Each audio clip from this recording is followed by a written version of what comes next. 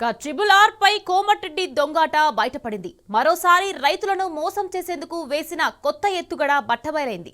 మంత్రి ఆధ్వర్యంలోనే కొత్త అలైన్మెంట్ ఆమోదమైందన్న విషయం తెలుసుకున్న రైతులు కోమటిరెడ్డిని కలిసి గోడు వెళ్లబోసుకున్నారు. అది అయ్యేదా పోయేదా అంటూ రైతులతో ఆయన సంచలన వ్యాఖ్యలు చేశారు. దాంతో మంత్రి వ్యాఖ్యల వెనుక రైతులను చల్లార్చే వ్యూహం ఉందని అంతా భావిస్తున్నారు.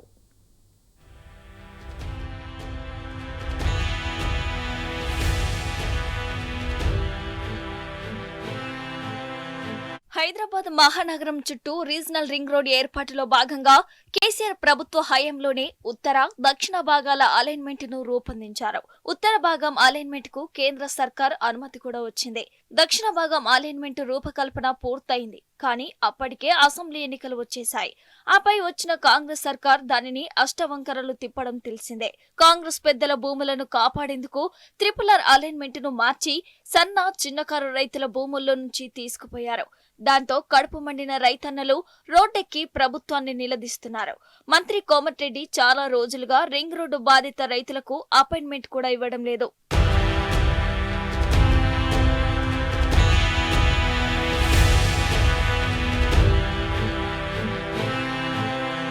తమ భూముల్ని రక్షించుకోవాలని మంత్రితో భేటీ అయ్యారు ట్రిపుల్ ఆర్ భూబాధితులు. మంత్రి మాత్రం అసలు ప్రాజెక్టు గురించి మాట్లాడటం లేదు. దాని గురించి మాట్లాడాలంటే గత అలైన్మెంట్ ను ఎందుకు మార్చారో వివరణ ఇచ్చుకోవాలి. అందుకే రింగ్ రోడ్డుపై చర్చ లేకుండా కొత్త ఎత్తుగడ వేశారు. రింగ్ రోడ్ అయ్యేదా పోయేదా అని ఒక్క ముక్కలో కొట్టిపారేశారు మంత్రి. దీంతో రైతులు అలైన్మెంట్, భూసేకరణ ఇవన్నీ మర్చిపోతారని ఆయన ప్రణాళిక. కానీ అధికారులు మాత్రం భూసేకరణ ప్రక్రియను ఉరకలు వేయిస్తున్నారు. రాత్రికి రాత్రి నోటిఫికేషన్లు ఇచ్చి రెవెన్యూ రికార్డుల నుంచి రైతుల పేర్లు తొలగిస్తున్నారు. దీంతో ఫార్మసిటీ బాధిత రైతుల లెక్క, ఈ రైతులు ఎన్ని దీక్షలు చేసినా రింగ్ రోడ్డు పట్టాలెక్కుతుందనేది బహిరంగ రహస్యం.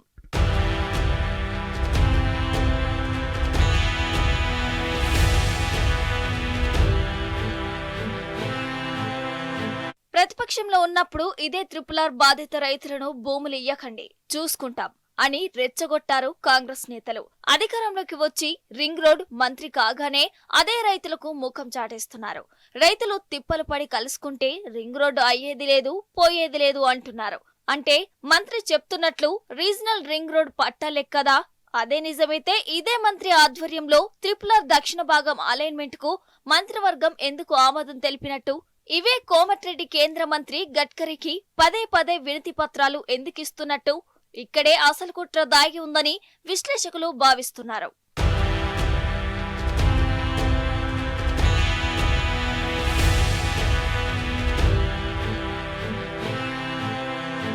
ఏదైనా ఒక పెద్ద సమస్య వచ్చినప్పుడు కాలయాపనతో దానిని తొక్కిపెట్టడం అనేది కాంగ్రెస్ కు వెన్నతో పెట్టిన విద్య.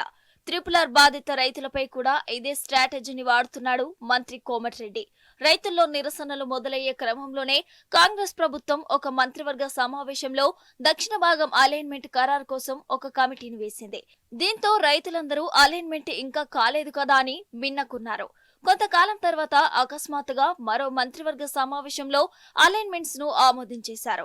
చాలా కాలం తర్వాత గాని మార్చిన అలైన్మెంట్ వివరాలు, మ్యాపు బయటకు రాలేదు. ఇప్పుడు రైతులు ఆందోళనకు దిగుతుండటంతో మరోసారి వారిని మభ్యపెట్టేందుకు ట్రిపుల్ ఆర్ అయ్యేదా పోయేదా అంటూ కోమటిరెడ్డి వ్యాఖ్యానించారని రైతులే విశ్లేషిస్తున్నారు.